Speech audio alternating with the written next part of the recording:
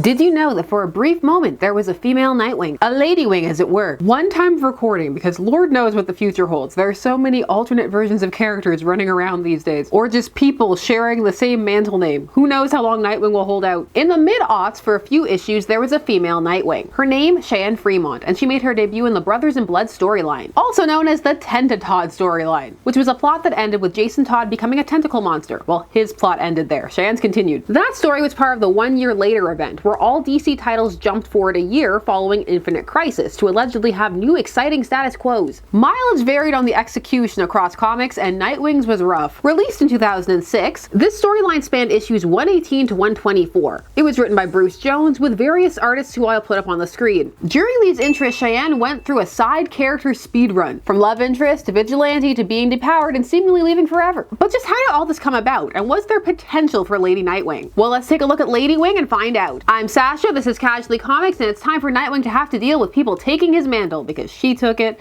Jason took it. It was just a hard time to be Nightwing. The start of the story revolves around a newly resurrected Jason Todd having taken on Nightwing's mantle. This while Dick was seemingly dead, as he was meant to die in Infinite Crisis. We went over all of that in our Tentatodd video, so if you missed that, I'll have a link down below. Check it out, it's a good gross time. Cheyenne is introduced in this story right near the start of issue 118 as a woman Dick has had a one-night stand with. Wow, that was a religious experience. Yeah? Or should I say, another religious experience. Are we counting? I think I lost count, actually. Where did you get that stamina, Wheaties? They have some banter. She doesn't want his last name because she says she's superstitious, and then they add to their count. But as Dick is leaving later on that morning, a man named Ron is showing up. He's here to be awful and abusive, so we don't feel bad when Cheyenne uses her secret powers on him. She's a secret meta with electric powers, and she blasts him right into the wall. Look, I told you to call first, Ron. In case you're entertaining the plumber in your bathrobe?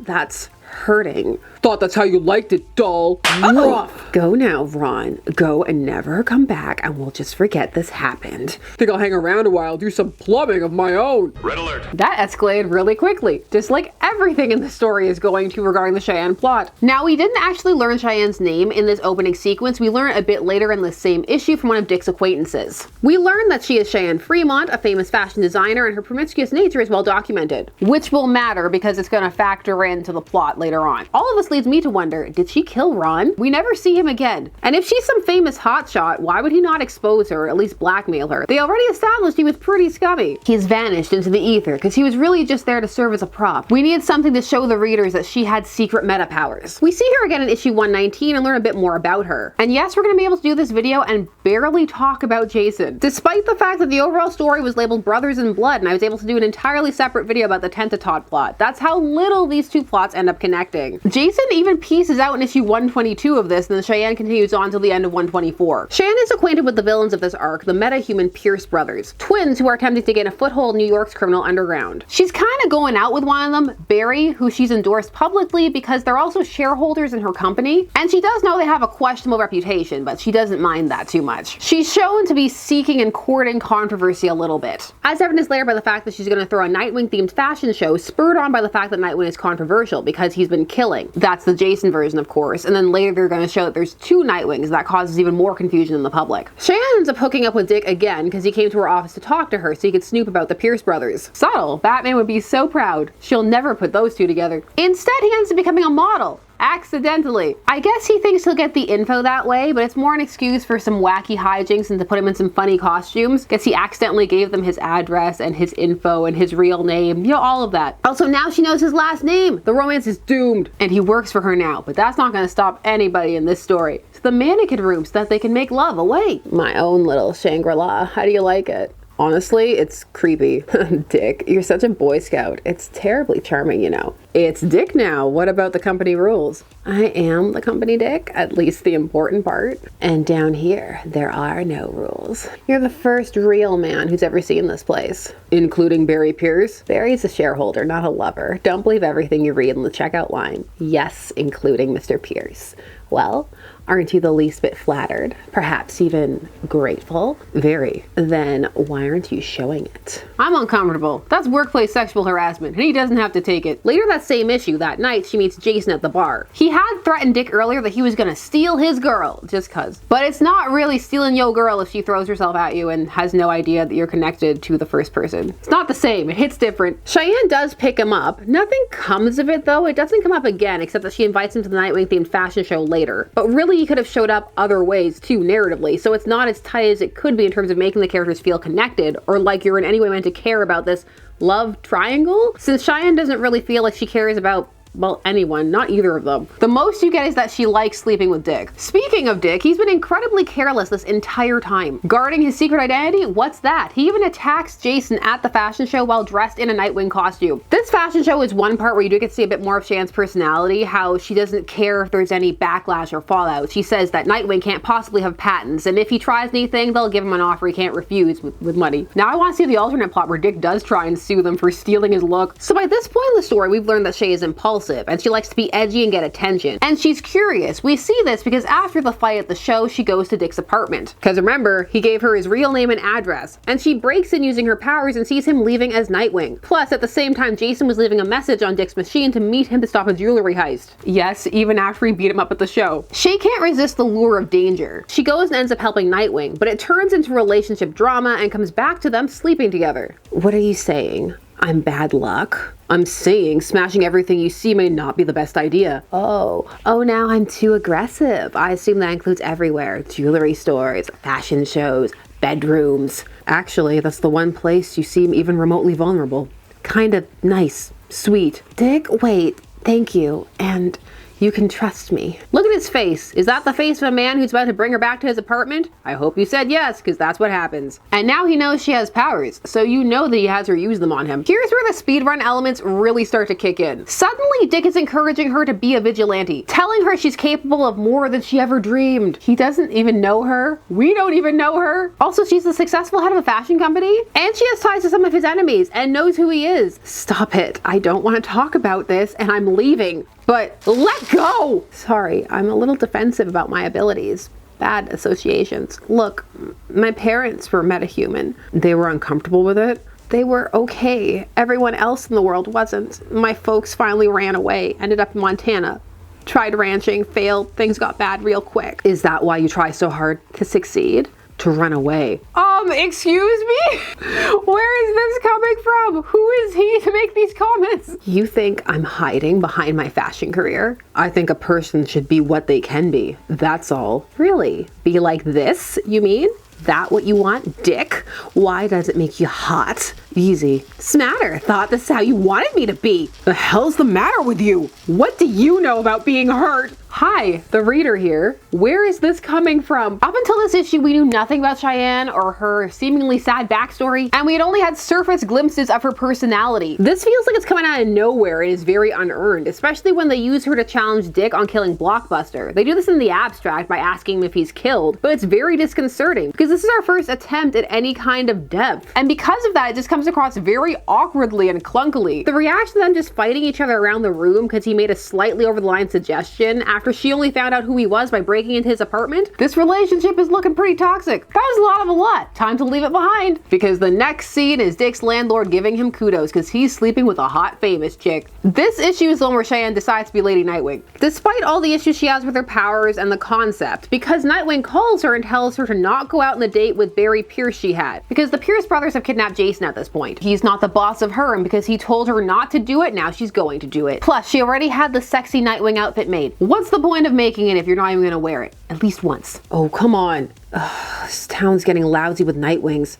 Top's a little snug on you, isn't it? Not sure. You're the first to complain. You know I can't let you go in there. How are you gonna stop her? She already beat you earlier with her electric powers. Well, kinda. That fight was awkward. I do really like the costume. It looks like it would need a decent amount of fashion tape, but still. Once in the Nightwing costume, Cheyenne really gets into it. She's there to help rescue Jason? She does, but it's not really clear if that's her main motivation because it's still so vague and everything's just been rushing at you. So it's kind of left to the reader to fill in the blanks with what they assume. It becomes a bit of a pick your poison. You have, because she cares about Jason, maybe. To impress Dick, maybe. To be contrary to Dick, maybe. That's the one that landed the most for me, given the lead up to this scene and their relationship as it stood up to this point, but mileage is going to vary. There is a very cool panel in issue 121 here where she is swallowed by the tentacle monster that kidnapped Jason and turned him into a temporary tentacle monster as well, but she explodes this first meta, Jacob, from the inside. It's very cool and stands out in a story where much of the art is more clunky. Cheyenne really does adapt quickly. By issue 122, she's going toe-to-toe with Barry. He also immediately discerned her secret identity. Not surprising, it was just a domino mask. He's seen everything else. Barry can make his molecules extra dense. When her powers aren't enough to fight his, she goes for emasculation and saying he has a small penis. I thought she didn't sleep with him, so she lied to Dick? That's not what I was supposed to take from that scene. It's meant to come across as empowering and spunky, but it's a pretty played out cliche, even in the mid-aughts, and it just makes both characters come across as less. They both have these cool power sets, and it comes down to tropes about men being insecure in their manhood and women weaponizing that, and that being empowering on the woman's part. Now, what was it really like with you two?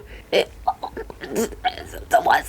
was what, sweetie? Didn't quite catch that. Dynamite. Takes guts. She had Pierce nailed, probably knew from day one. That colossal ego. They save Jason, he tentacles out, ends up getting caught in the building explosion that also catches the Pierce brothers, but doesn't destroy them, just blows up their building, and then Jason leaves, and then leaves them a telegram to tell them that he's going by. In that telegram, he also says that Cheyenne has decided to give up the costume life and how happy he is about that. But when would he have learned about that? Because that was not discussed at the fight, and he wasn't around afterwards. He just knows things. Now, the Pierce brothers don't out Cheyenne as Lady Nightwing. They have no proof anyway, but they do decide to destroy her. They pull out of her company, put the stock in free fall to the point where she actually loses it. They also have her building burnt down by a meta. This is her office building. And they also own the apartment building she lives in, and so they have her put out from there. Barry's feelings were very hurt. Now Cheyenne and her Superman shirt need to find a place to live, and apparently Dick is the only person that she knows or has any connection to because she goes to live with him. Your friend's onto something. You do need to change your image. Now stand still for a second so I can patch your costume. You sound bitter, Miss Fremont. Hey, you got the best designer in town here. You might be a little more grateful and take advantage of me while you can. Always grateful to take advantage of you, sweetie. That's not helping me. It's helping me. Is that all you ever think about? I'm pretty sure that that's what this entire relationship is about. It's how it started, it's the foundation this relationship is built on. It's also the only time that these two aren't being really nasty and horrible to each other and overstepping each other's boundaries and being really hurtful. Because whenever they try and talk about anything else, it quickly turns nasty. For example, after they have sex, Nightwing calls her out for having no work ethic. She has lost her company and her home. Maybe give her a day or two to bounce back? Just some time to regroup? No, how dare she not instantly have recovered? Maybe I'll find my own nightlife. Look, you don't own me, superhero. No one does. Whatever. You're leaving anyway, right? Then go. You're supposed to feel something here. But this story arc has not really given you a reason to be invested in this relationship. But it is the crux of the finale of this storyline. Cheyenne seemingly gets a note from Barry saying that he has her boyfriend, and she doesn't question how he knows exactly where she is or who Nightwing is. She just goes. It turns out it was a trap set by the Meta, who had been hired to burn down her apartment, who the Pierce brothers had then screwed over. So it was a trap, and now she's there with Barry, and it's all going to hell. But Nightwing shows up to save her, but in the midst of all this fight, her powers get shorted out. So now she's no longer a meta, apparently, because that's how that works, apparently. And then she pieces out on panel. Unlike Jason, who got to do it via telegram, she has to have some panels to explain that she's leaving. What kind of job are they offering? Oh, standard Hollywood stuff. I'm designing the costumes for the new Z Guys movie. Cheyenne, at least let me take you to the airport.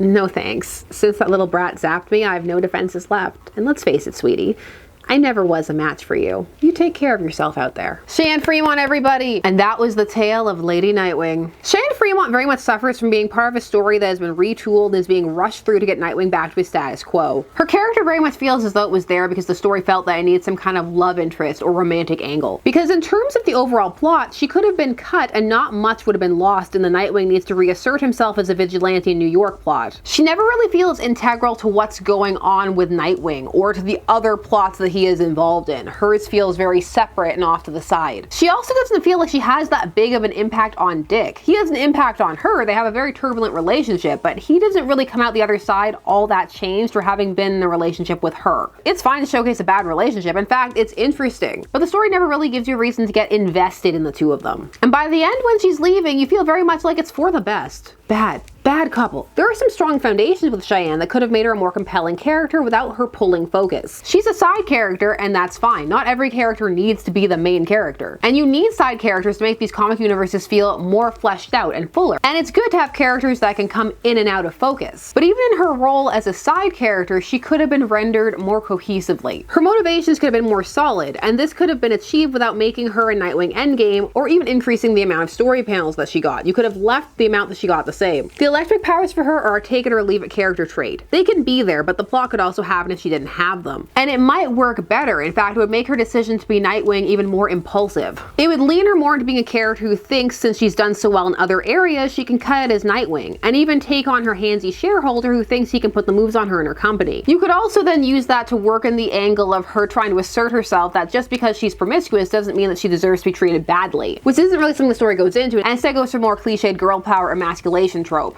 instead of actually addressing her personality, relationship, and motivation surrounding that character trait, which again you could do without having to spend undue time on her. All of this could harken back to her not really taking superheroing seriously, as would be demonstrated through the fashion show, viewing superheroing as a fantasy, and then through the adventures of trying to rescue Jason and having her life threatened, seeing that it really isn't a game and it's not something for her. So she can end up at the same place and even leaving town and breaking up with Nightwing, but it would have more weight. Her not taking vigilante life all that seriously would also give more grounds for why she has such friction with Dick. It can be part of why he's so annoyed with her, and if her powers are in play, that can be even more frustrating that she's out there taking these risks just assuming that because she has these meta abilities that she'll be more skilled when really she isn't, because you need the training. Showcase us having the means and seemingly some kind of advantage because of her abilities doesn't automatically make one a good Nightwing. And then that could have been used to tie the three Nightwings together. Her, Jason, and Dick, and then play into the theme of who is the real Nightwing and who deserves to be, which was kind of what was going on with Jason and Dick, even though that plot also never fully got there. As she stands, she's a bit blank and is used to fill a generic girl power trope. This also ends up being an excuse to have sexualized panels that still don't make her and Nightwing an alluring concept. Really nothing she does in this story needs to happen. Her being Lady Nightwing, again, is not necessary to the story. Not only are you never fully given a concrete reason, but the plot could have happened with her showing up as a civilian, because Barry finds out who she is almost instantly anyway, so her going as herself would have had the exact same effect. There is an idea here, and seeing Nightwing in a bad relationship as he comes to terms with his near-death experience isn't a bad idea. It's just not overly well executed here. Cheyenne vanished after this, and with her powers gone and not the best relationship with Nightwing, it's easy to see how she kind of became forgotten. Brothers in Blood in general tends to feel a bit like it faded into the background, so it's not surprising that Lady Nightwing is a concept, or this version did too. There's potential here though. She could be mined. Not that one would want to, but if you did, I want to hear how you would bring her back and what you would do. You know I want to hear from you. For some reason, this plot always stuck with me. It's why I can go on and on about her, whereas in reality, you could probably describe her in one paragraph. My whims are long-winded sometimes. Although in general, the idea of having a Lady Nightwing hanging around all the time would be, in my opinion, derivative. There's a lot of duplicate mantles time of recording and a lot of characters in play,